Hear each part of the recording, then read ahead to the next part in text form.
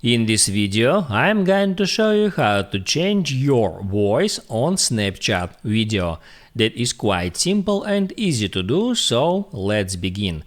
And first, open up Snapchat app and then tap right here at that smiley face next to record button to bring up that filters. And here just tap right there at the bottom right on explore icon to search through the filters, and in the search box type in voice changer.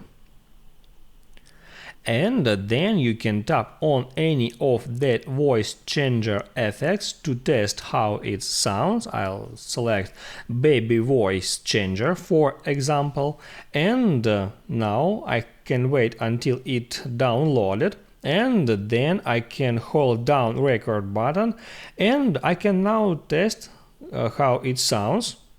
And I can now test how it sounds. And I can now test.